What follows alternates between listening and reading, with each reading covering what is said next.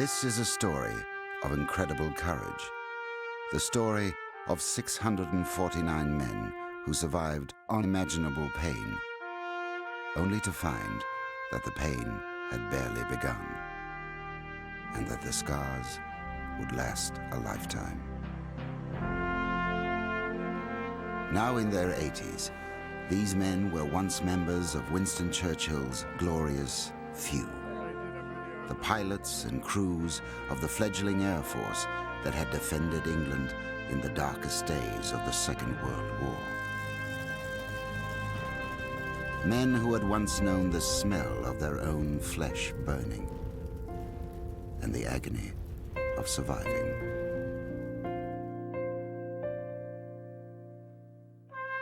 This is the story of those men, the story of their courage, their camaraderie, their incredible will not only to live, but to live well, and the unique story of the club they had formed.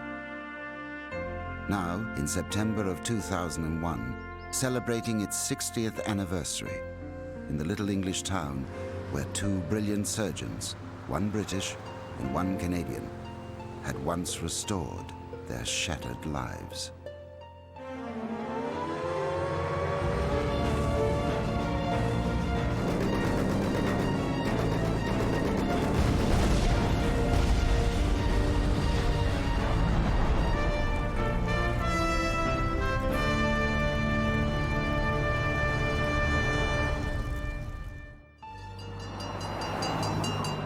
Prior to 1938, most serious burns were fatal, primarily due to infection and fluid loss. The skin has a natural barrier. When you lose your skin over a large surface area, you can't control your temperature, you're constantly losing heat, you're constantly losing fluid, and you've lost your barrier to infection. So all those bacteria now become a real risk, and they can invade and you can become quite sick. So if you don't replace the skin barrier, eventually you'll die. Although skin grafting was common medical practice prior to the Second World War, very little success had been achieved grafting smaller, functional areas such as faces and hands. And burn survival rates were so low that surgeons of the time had little opportunity to develop effective techniques for treating burn-related disfigurement. With the beginning of the war in 1939, survival rates began to increase dramatically as doctors learned to control fluid loss and infection. But with this success came a far greater need to deal with the horribly disfiguring scars and the loss of function that are the reality of surviving a serious burn injury.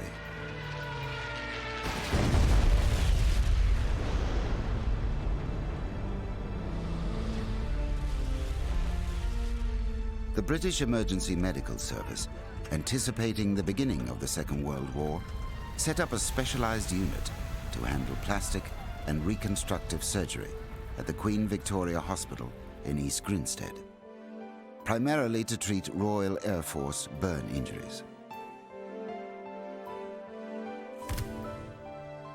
The head of this new plastic surgery unit was to be a civilian, one of only 4 plastic surgeons in all of Britain and consultant plastic surgeon to the Royal Air Force, Mr. Archibald McIndoe. He was a New Zealander and he had a different approach to life than your average Englishman. He cut through a lot of red tape and bullshit, and he didn't suffer fools gladly, and they wanted to make him join the RAF.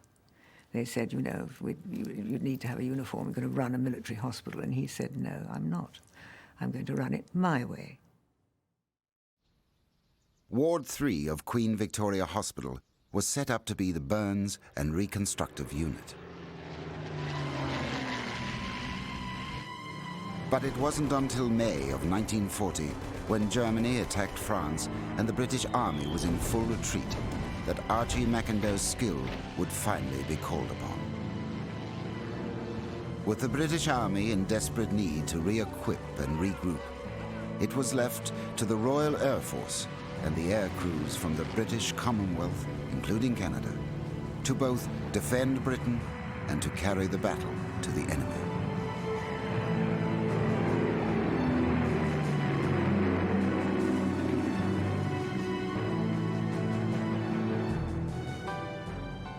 We were to drop a line of 6 parachute flares and a direct line to the target. We came over the trees, did the job, turned around, came back again, did it again, and the second time going back, they really got us, and the engine was afire. I picked up a stray cannon shell, one hit, and it came through the bottom of the aircraft and came out about 3 feet in front of the windscreen, so it had gone through the engine. I can remember the tracer shells coming by. Then they hit the fuel tanks. Then it blew up. One engine cut, and we just got about another 10 minutes or so on the second engine cut. We came over Holland, and they attacked us again, and that's where we got caught in searchlights, and that's a horrible feeling. Well, it's like they reached up and grabbed you, And they got you. And almost immediately up comes the flag. We flew at 0 feet to conserve the one engine we had left. We were trying to stretch a glide into this airport. We got only 2 engines running, and the third one is starting to act up. And over the channel, the third engine conks out, so we're only 1 engine.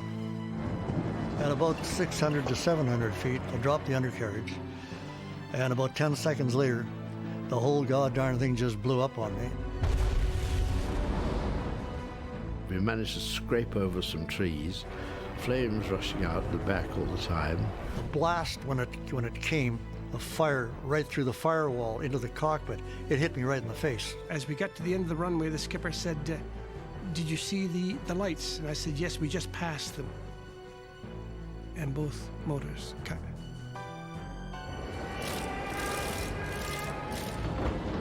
I got them in their crash positions and everything, and so that they were lined up between the spars of the aircraft so that they wouldn't be badly injured. And I was just going to step into the seat, and the first thing I knew, we hit the telephone wires and smashed into the side of a bomb crater. So we come down and smashed into the ground, and along we went. And as soon as the aircraft stopped, there was a big woof. And the whole thing erupted in flames. And as soon as we stopped, the flames, which had been coming back, went straight up, and I was sitting in the middle of them. And the cockpit was just like a bonfire, really. The navigator was such a panic that I pushed him through the astro hatch.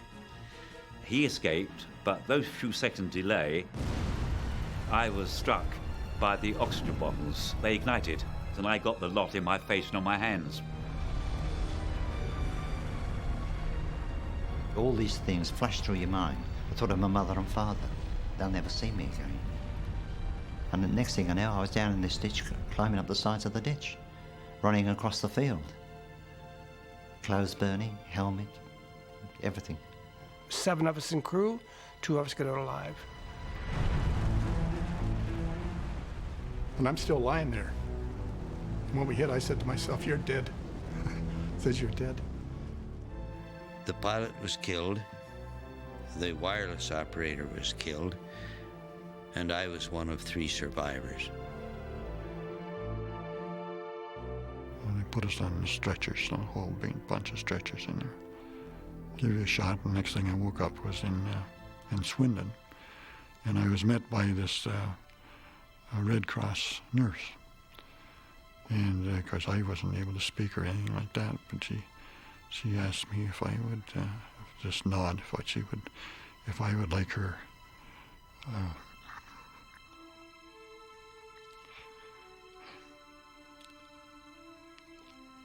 to write to my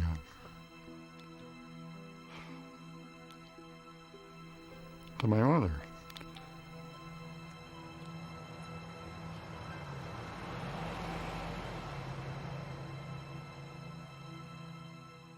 When they came in, they were scared to death and suffering and didn't know what was going to happen to them. and they were glad to see Canadians or hear Canadian voices. Just made them feel a little bit more at home. As one of Canada's few plastic surgeons, Dr. Ross Tilley had been following Archie McIndoe's success at Queen Victoria Hospital with considerable interest, both as a plastic surgeon and as a captain in the Royal Canadian Medical Corps. By 1942, burned Canadian airmen were just beginning to arrive in Ward 3, and Tilley was given permission to assemble a medical team to work with McIndoe. He just automatically took on everything that was happening here. And everybody loved him. He was also a marvelous surgeon, but a lovely man. Tilley quickly won the respect of McIndoe, a doctor he admired tremendously. But it was the young men who came under his care who Tilley cared about most. He gave you the impression that he was looking after you alone. Yeah. Very fatherly type. He wasn't that. He was only in his 40s. But a real caring man and a very capable man. He came up every night on that old bicycle at 11 o'clock to see the people he'd operated on today. And that was 3 times a week he'd come up there. And they used to say after they'd been to surgery, well, Ross will be up tonight, Ross will be up tonight. Well, Ross always came. I got what we term the airman's burn, which is hands and face, because in theory you're supposed to be wearing gloves, but when you're navigating you can't be holding pencils and other things with gloves on. Hello, Rear Gunner. Can you hear me? I'm okay, Skipper. I think you get so deeply burnt, deep third-degree burns, the pain's gone. I can't remember pain. I can't remember any pain at all. If you've got a deep burn, the nerves which would conduct that sensation of pain are destroyed. So deep burns are not necessarily as painful as superficial burns. But of course, all these burned individuals would have had a mixture of deep and superficial burning. And certainly superficial burning is exceedingly painful. My experience with that was that it doesn't hurt to burn. It only hurts if you live. When you come to, it's pretty bad.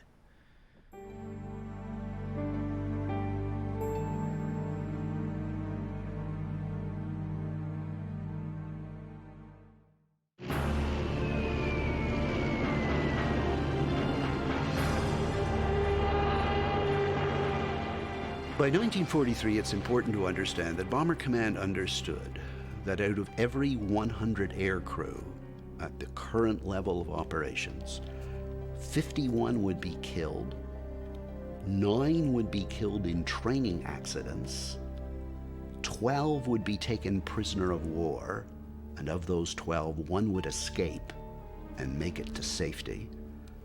3 would be injured, seriously enough to be hospitalized, and only 24 would complete their 30-mission tour safely.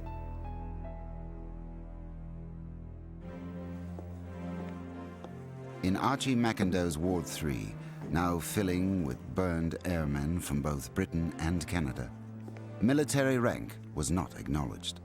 You were treated according to the seriousness of your injuries. Against the wishes of the Air Ministry, McIndoe allowed his airmen to continue to wear their uniforms, and not the hated hospital blues required for all military patients. To his way of thinking, they were not patients, they were still airmen. And that identity, more than anything else, would be a shield against the staggering reality of their disfigurement. The Guinea Pig Club was started by the Battle of Britain lads. Down by a swift-flowing river, a fair young maiden sat. He sat! They had a drinking club in those days, and they decided they'd like to give it a name. And one of the lads said, oh, well, we're nothing but a bunch of guinea pigs. And that's where the name originated. It began on July 20th, 1941, with a Sunday morning hangover after a Saturday night in the pubs. In their robes and bandages, drinking sherry and eating toast, the men of Ward 3 met, formed a club, and elected an executive. With typical black humour that the guinea pigs had, the treasurer was a man in a wheelchair who wouldn't be able to abscond with the funds. The secretary was a man whose hands were pretty bad, and they took him because he wouldn't be able to take any notes of the meetings. After your first operation, you had to have at least one operation. That was just the start. You got your little guinea pig badge and your card to say you are now a member of the Guinea Pig Club. A member who gained admittance due to fractures or lacerations was considered mashed, while he who was severely burned was labelled fried or hash-browned. Their first honorary president was the boss of Ward 3, Mr. Archie McIndoe. Ward 3 became known as the Sty. Annual meetings were to be held, and charitable status for the club would be obtained. In 1944, in a letter from McIndoe to all the guinea pigs, he summed up the objectives of the club by writing, "We are the trustees of each other. We do well to remember that the privilege of dying for one's country is not equal to the privilege of living for it."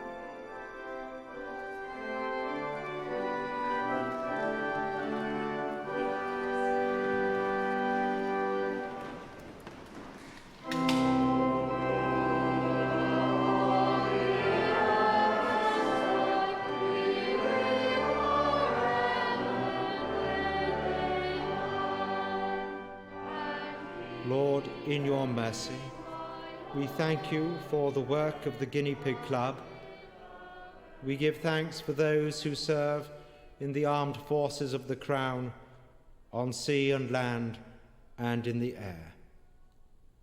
Finally, we offer to Almighty God our thanksgiving for the many blessings with which He has enriched our lives.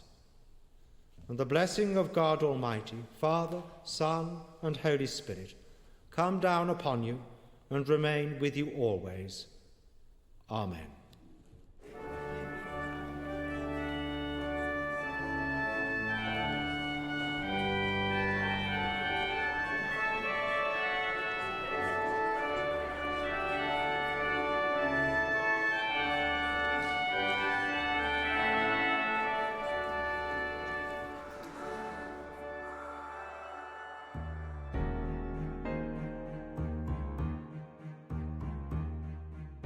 At that time in an RAF hospital, they wouldn't give you a mirror. They wouldn't let you see yourself. I'd gone into the bathroom, and I couldn't see all that well anyway, and I was sort of peering into the mirror and wondering who was looking back at me. Because, you're no pretty sight in those early days.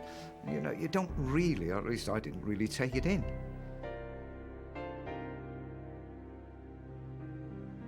I says, "Can I see myself?" So she holds the mirror up. And I took one look and I says, "Take it away." I was like a balloon. Big orange, a gray, brownish balloon. I never looked again for a long time. The common treatment of burns prior to 39 was to paint the burned area with tannic acid. You came in with a burn that was weeping and so on. We'll put something on that will dry it out, and then this way it will keep the fluids in and it will allow that skin to heal properly. But one of the things they used was tannic acid, and tannic acid is what's used for tanning leather. So you ended up with a leather face or leather hands. It would absolutely just tan the tissue and pretty much stop the healing. So they were, in some cases, quite harmful and wouldn't really allow for healing. against much resistance from the senior medical community. In 1941, McIndoe finally had tannic acid and other treatments for drying the skin and promoting scar tissue abolished in RAF hospitals.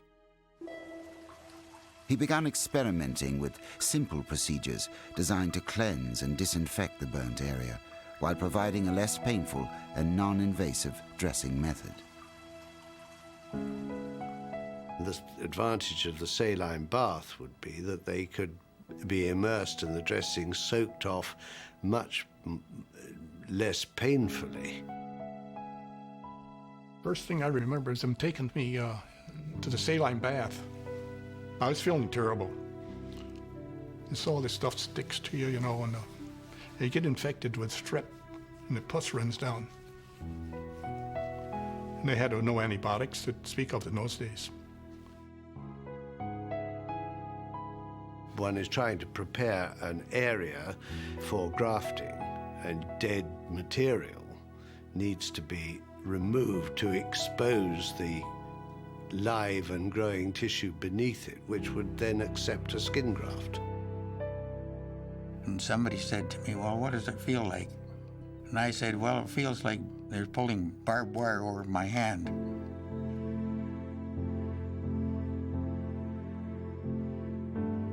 He got a pair of tweezers and he picked off a big blob of muscle that I thought was burned on its outside edges, but which was totally destroyed.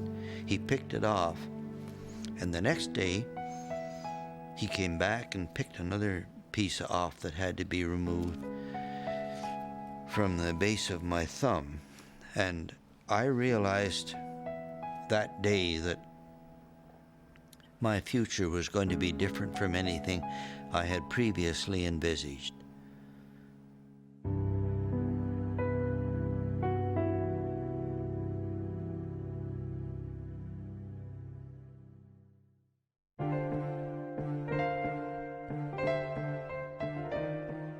By 1941, McIndoe had persuaded the Air Ministry to build 4 primary burn treatment units around the country, staffed by medical personnel trained at the Queen Victoria Hospital. Either McIndoe or Tilley would make bi-weekly trips to select more difficult cases for transport to the specialist unit at East Grinstead. On those visits, I was chosen and said, right, you, so-and-so, East Grinstead. And that's when I started my career here in the Queen Victoria Hospital. He came along to where I was staying, where I was the hospital at RAF Ely, and he realised he could help. Give me a new nose, new eyelids, new cheek, new upper lip, new lower lip. Help my fingers. Not every burned airman made it to the primary treatment centres. Some crashed in remote locations and were treated in conventional or military hospitals. I was in St. Athens in Wales, and believe it or not, my hands were to come off. The surgeon was an old surgeon from World War I, and he believed in one thing: if something was damaged, you took it off. There was a nursing sister there who had trained in East Grinstead, and she said to me one day, Johnny, you've got to get to East Grinstead and see Dr. McIndoe. When I got to East Grinstead, it was at 6 o'clock in the evening, and they wheeled me right in, and Dr. McIndoe came out to look at me, and he looked me over, and he said, you're for the operating room. And within half an hour, I was in the operating room, and they operated 4 hours and saved my hands.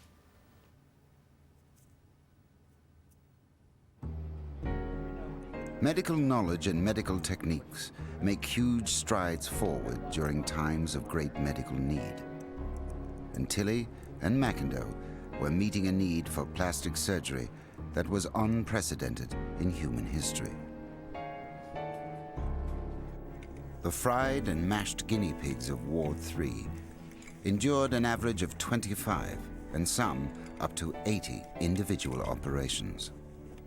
The first thing they had to do was cover their eyes, get their eyes, because otherwise they'd be blind. So they did skin grafts on them as fast as they could do them. The eyelids were usually taken from parts under the arm, for instance, where there's no hair growing, so that you've got a skin which is hair-free to use as the eyelids. I think really the hands were the most important part. You just wanted to get your hands mobile again, but it took a long time, that did. The scars contract, and they can take an area, for instance, like this first web space, and they can contract it right down so that the thumb is against the index finger here, and this is like that. So you can surgically incise down here and open this up and bring the thumb out there like that. So even if you had lost parts of the fingers, as long as you had opposability, that would restore sometimes up to 50% of the hand. And it was surprising, just getting that released, the amount of things I could then do with that. So and that's the hand up, what you finish up with there, like that. There's no feeling there at all, but it's a very useful hand. When they do that, they're fairly painful, there's no other word for it. But, you know, what's pain? It only lasts for a short time and then it's gone.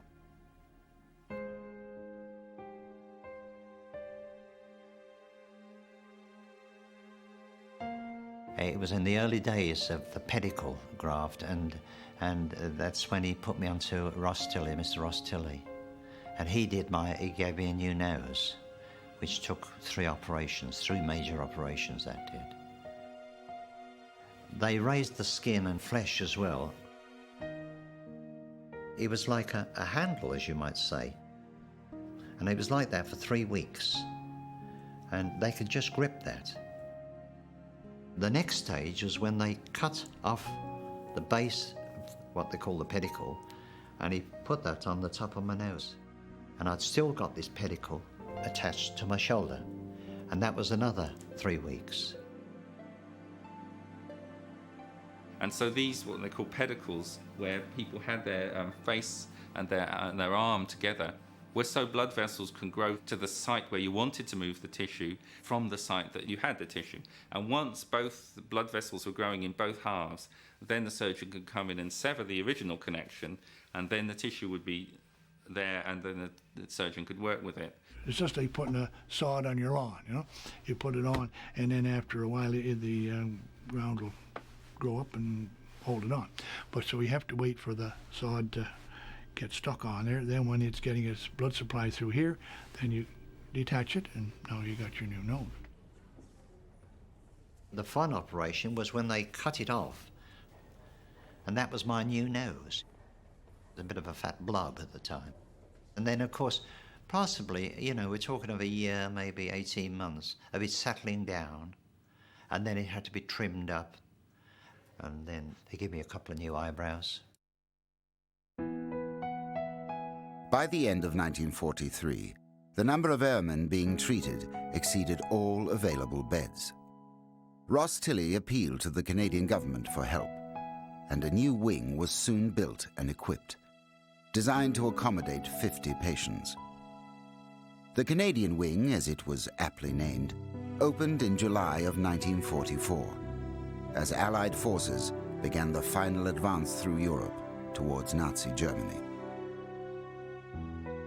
All these young men, 18, 19, 20, who actually started to come in, appallingly badly burned. They had lost not only their looks and their skin and their faces, but their lives, because they thought that no one would ever touch them again.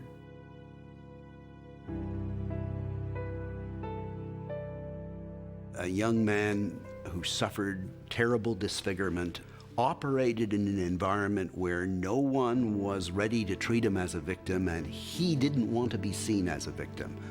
After all, the alternative is to be dead.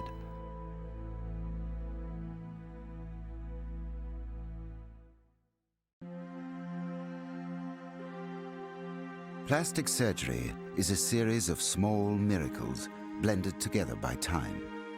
In between operations, the guinea pigs were not ill.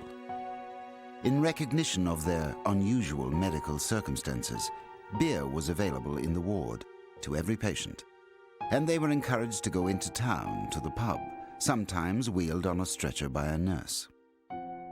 But that transition to the outside world from the safe confines of the hospital was a large emotional hurdle, but one made just that much easier by the simple humanity of a town that would one day be known as the town that never stared. It became known that these gentlemen who were being attended to in the burns unit were going to be walking around the town.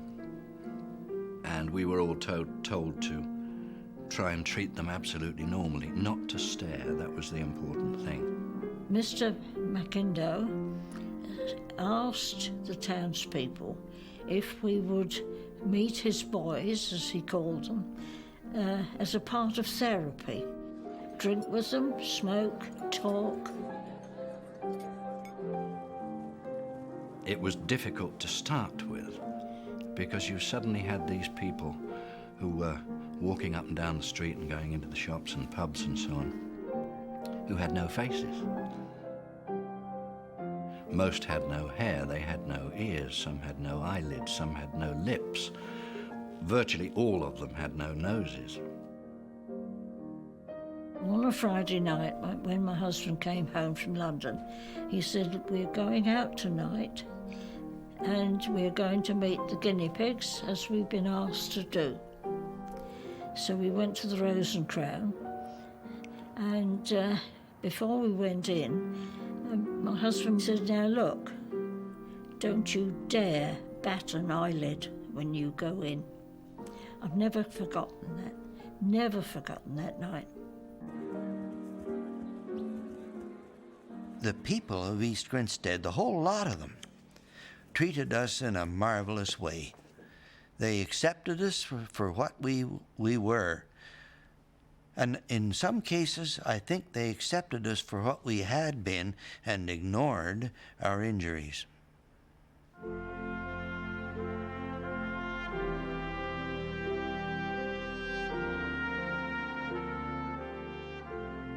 We, as kids, were very aware that they were heroes of one sort or another. We'd watched the Battle of Britain, we'd watched these guys operating over our heads, and we had a very great affection for them.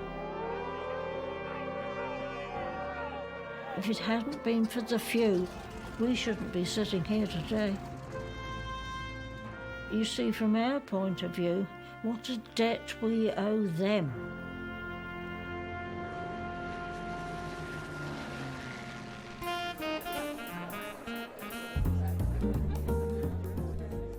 We used to get a different picture when we went up to London, because people up there had never seen anything like it before, really. People would stop and stare at you.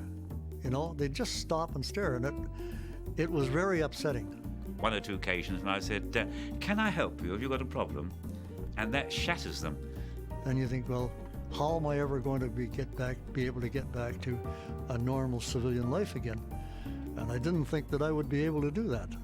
One reply I gave a lady, I told her that somebody flushed the toilet while I was washing my hair. And I shouldn't have.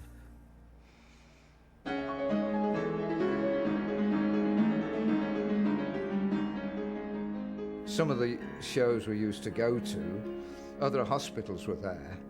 I think they resented the attention that we were getting. And of course, they always say, "Oh God, here they come, the glamour boys from East Grinstead." These were young, healthy men who wanted and needed the reassurance that women would still want to talk with them and flirt with them, who wanted women to see beyond their often horrific exterior to the lonely, homesick boy beneath.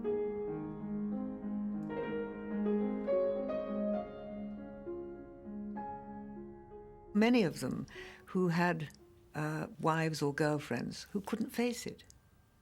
Oh, I think the worst moment was losing a wife immediately. That was the worst thing, really. She couldn't take it.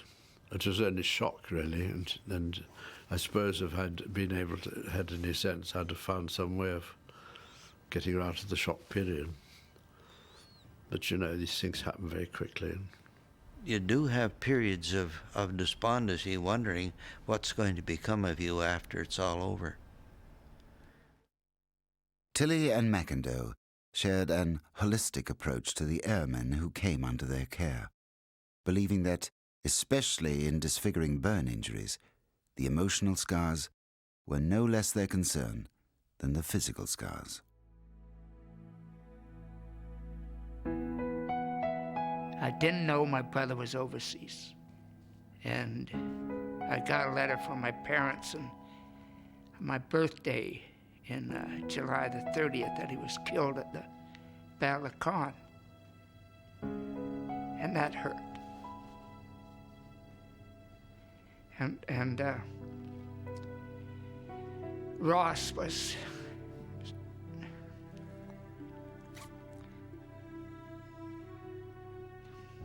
well, he talked me through it. But as you see, it's not totally gone.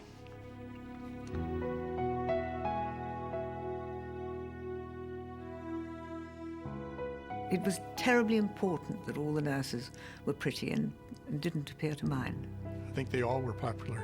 I never met an unpopular nurse there. It's the nurses who look after you before you're healed, after you've had your operations, and they're the ones that go out with you too. Men are very visually orientated. They will go for a woman they find attractive. If a woman is damaged, it's very, very rare, unless you're blind, that you'll fancy her. But women are different in that sense. If a man makes them laugh, it doesn't matter if he looks like the back of a bus. You must have heard that. I mean, a man can laugh a woman into bed easily. My wife was in the hospital. She was a VAD, and in case you don't, VAD means Virgins Awaiting Destruction, and a voluntary aid detachment they were. And my wife, in fact, her mother, oh God, I had a great deal of trouble trying to convince her that I was going to be able to look after her daughter, you know, and support her daughter. Well, that was fair enough, because looking at me, she didn't think I'd be able to do anything. And of course, Catherine and I, we were married in St. Swithin's Church in 1947. The reception was held at the hospital. She died, well, it's 31 years ago now. We're married for 24 years. I never thought I'd ever get married. She used to feed me. When I could feed myself, I'd let her feed me. These things come on gradually, you know. It doesn't just happen like that. But the first time I saw her here, all I could see was two blue eyes.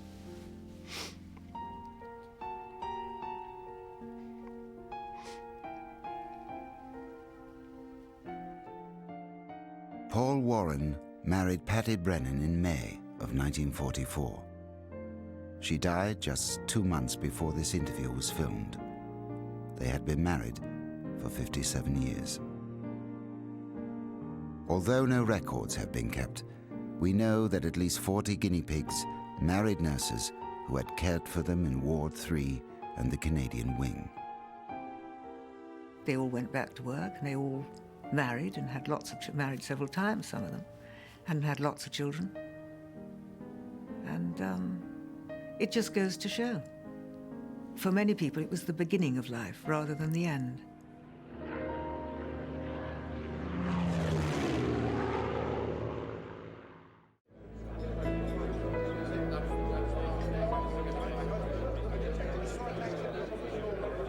Gentlemen, Archie, John and Jill.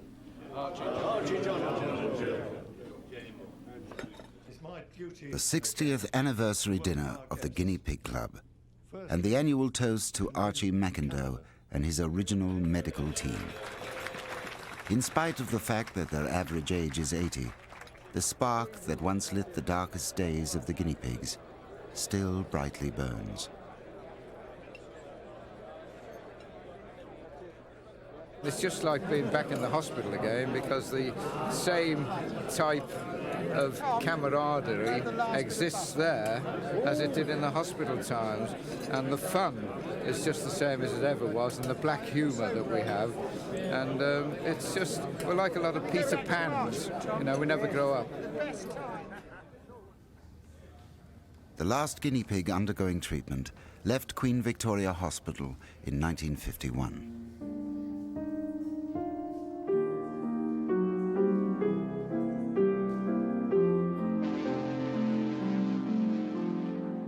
I had a fiancée, and when I got back home, she said, "Let me see your hands." My hands were a mess then, and she said, "Well, what are we going to do about it?"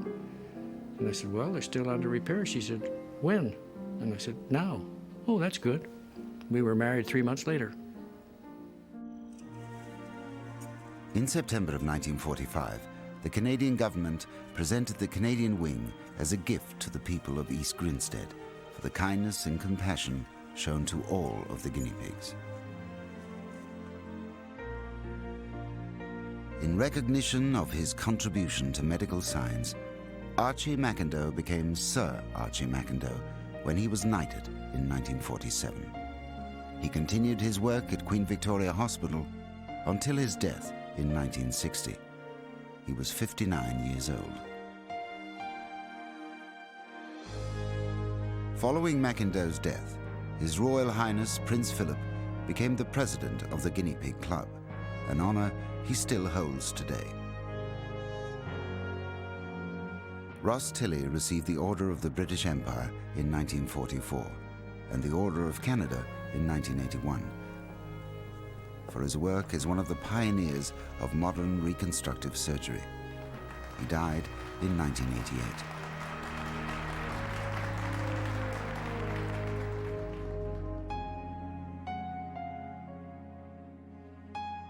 McIndoe and Tilley shared a groundbreaking, holistic approach to the treatment and care of disfigured men. A man disfigured in battle fights that battle the rest of his life. McIndoe and Tilley recognized this overwhelming fact, and in doing so, set a standard for burns care that is emulated to this day.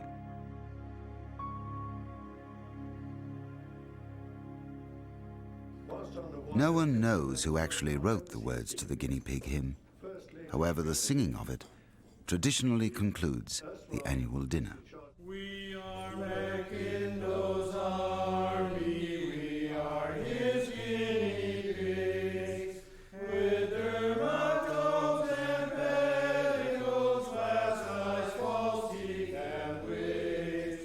And when we get our discharge, we'll shout with all our might, there has been Astra, we'd rather drink than fight. Some have had a more difficult time than others. But the strength of the club has bonded them together and carried them through. These guys were your real friends, and you'd been through what you had been through, and something keeps you together. You don't really appreciate anything until you come close to losing it, I think. And that's particularly true of being alive. And all of us had nearly lost our lives, and we were all happy to be around yet. I think I'm one of the more fortunate people in the world, you know, because I had an experience that was able to teach me things about life that I never would have learned any other way. At this, their 60th annual meeting, it was proposed that the club cease its activities and wind-up operations. However, a majority of the 139 remaining members voted to continue until their membership drops to 50, a number expected by 2005.